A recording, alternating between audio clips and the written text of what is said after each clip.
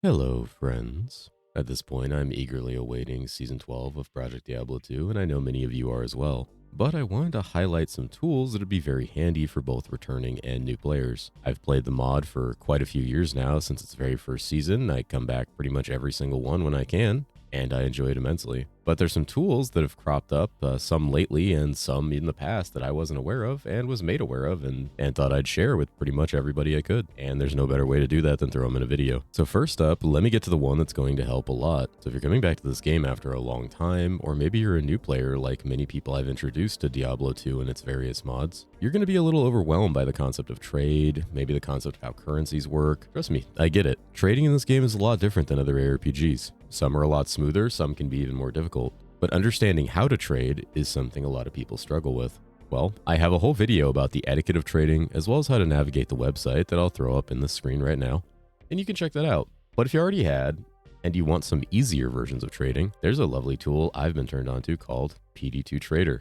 If you're someone who played Path of Exile at all or any point, you're probably aware of something called PoE Awaken Trade. PoE Awaken Trade is a third-party tool that allows you to get price checks in-game. And that's essentially what PD2 Trader does, but takes it one step further. PD2 Trader is a third-party extension, and what it does is it essentially opens the website inside of itself and allows you to do things like price check items, get a currency evaluation of your stash, and even list and manage items in your stash without closing the game. Installing it is very easy, very simple and straightforward. Took me only a few seconds. And then all you have to do is log into the website that it opens up inside the app. Just to get these two questions out of the way because they're fair ones that anyone should ask. First off, is it safe? I've been assured by many people that I trust, and many people have been using it for quite a while, that it is completely safe. The majority of what the app does is just open the website in its own interface that allows you to have it as an overlay rather than going and tabbing out to a browser. And while yes, maybe this could be accomplished with a second monitor, this is very easy in game, and I'll show you how. Secondly, is this allowed? The answer to that is yes, it is allowed, the PD2 devs are aware of it, and it is completely alright. So now that I'm in game, let me just show you what this looks like.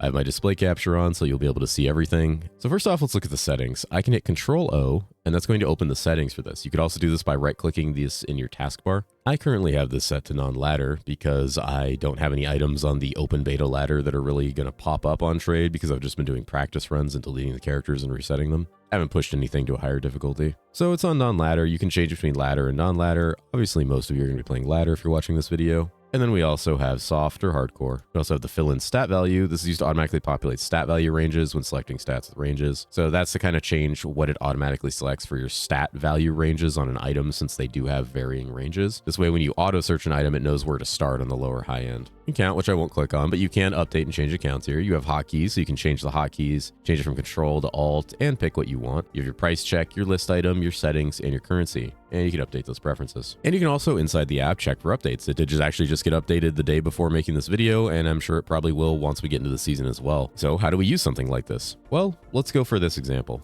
I'm just going to grab this Viper mag, I take it off. Say I just drop this item. Okay, well, I'm going to hit Control D, and it's immediately going to pull it up here. It's going to show all the stats. If I want to, what I can do is I can go into this, and I can manually adjust the stats if it didn't pull what I wanted. So if I want one that's only 28 res or higher, I can look at that value. If it's corrupted, I can select that to make sure I'm looking at what corrupted ones are. And if I get a GG corruption or corruption I really like, I can also search what that might be worth. Now I'm going to check show expired because I am on the non-ladder, meaning that I'm probably going to need to see historical data, which it does pull from the website. We'll see if it pulls anything recent.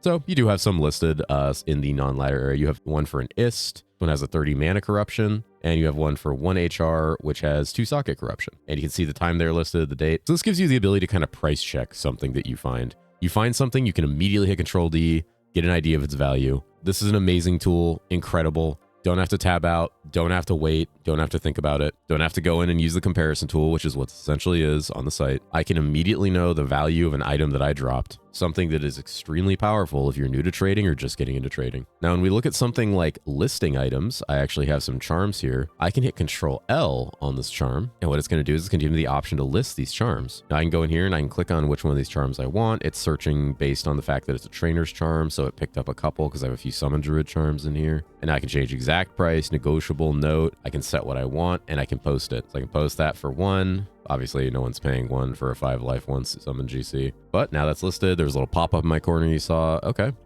Now, let me hit the listing again, and I can manage. I can manage things that I have listed. meaning I can show the stats. I can bump this after it's been up for a while. Once it's been up for 12 hours, I can bump an old trade, and I can edit the pricing.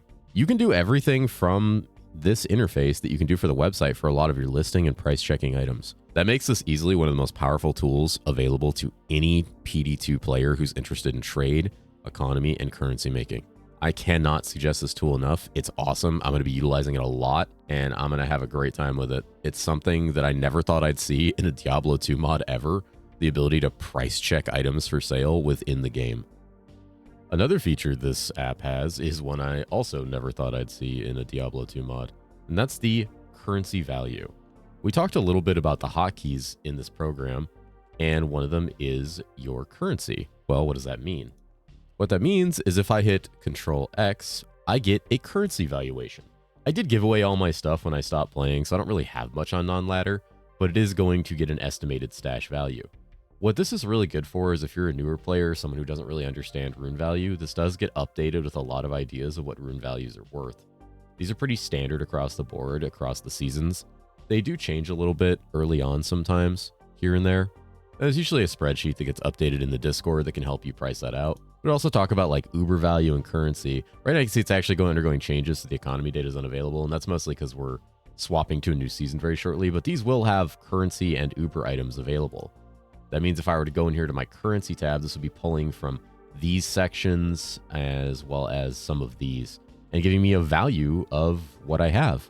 And it would show you the value, the number, things like that, and giving you a real-time data on what these things are worth.